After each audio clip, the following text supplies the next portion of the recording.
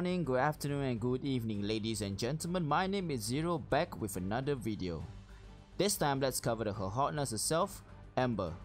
Honestly, she went through a lot of updates and a lot of buffs and nerfs, more to nerfs that is. But still, there are some Ember mains out there. Same as always, let's see her passive and abilities and then we go to her build. Let's go. This is a usual disclaimer and I just want to tell you guys that this is how I built my Warframe. I'm a hardcore casual fan of Warframe, so if you have any things you want to say, please do comment down below, and also don't forget to like and subscribe. Alright, with that out of the way, with a passive wise, Ember is empowered by flames. Anytime Ember suffers a hit or a hit proc, she gains 35% ability strength. For the duration, regenerates 10 points of energy for every second she's in a blaze. Alright, she's already hot, and if you get a being hit prop, she will get more strength and regain her energy. But here's the but. Alright, she still loses health. It's kind of funny that, you know, you are a flame Warframe but you still lose health from it. It's kind of funny, but still, yeah, that's her passive. Not so good, not so bad, but it's meh, you know what I mean? So with that out of the way, just let's go to the first ability. Her first ability is called Fireball. Charge and release fiery projectiles that ignites enemies on contact and leaves behind a treacherous patch of flame. It's affected by strength only. Nothing special really. Just a fireball. It's supposed to be a CC ability, but I've seen better. Alright, after the second one, Accelerant. Alright, stun enemies with strong accelerant, increase all fire damage dealt. So this ability is basically anything and everything that is related to fire attacks, like her other abilities and weapons that inflict fire damage, and like the weapons like Ignis or Atmos if you mod them correctly. Alright, so you will actually increase their hit damage and whatsoever. Alright, that's how the accident works. Alright, next up we have Fire Blast. Fire Blast slam the ground to create a wave of plasma that incinerates nearby enemies and forms a persistent ring of fire.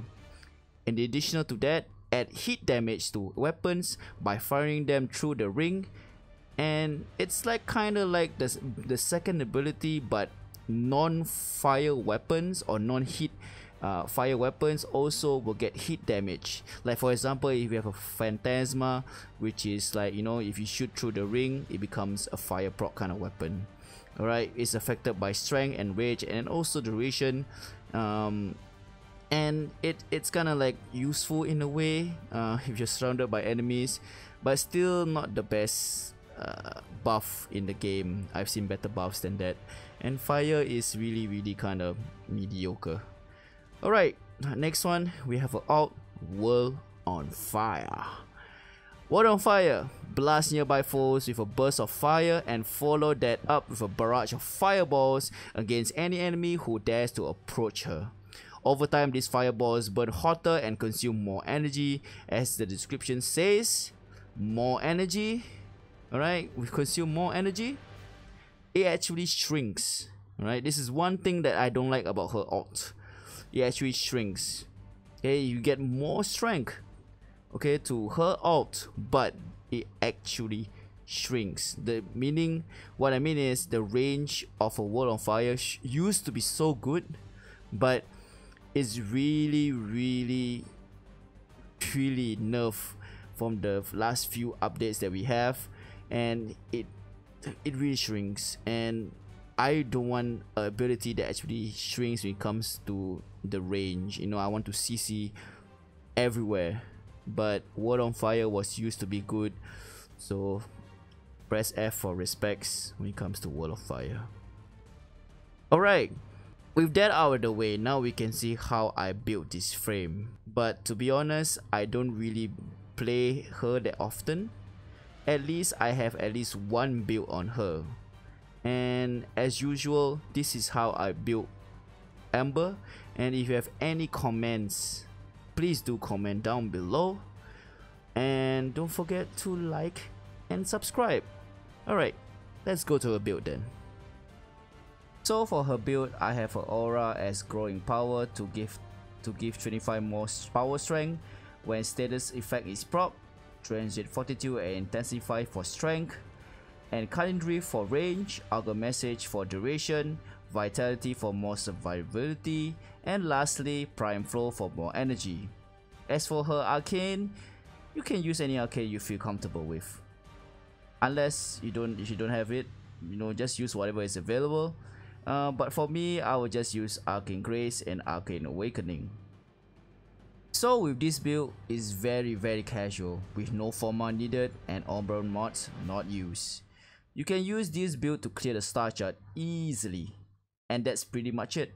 And if you want to bring her to endgame, you can put a forma or two and include her augment mod, the firequake mod, to add a CC to her kit.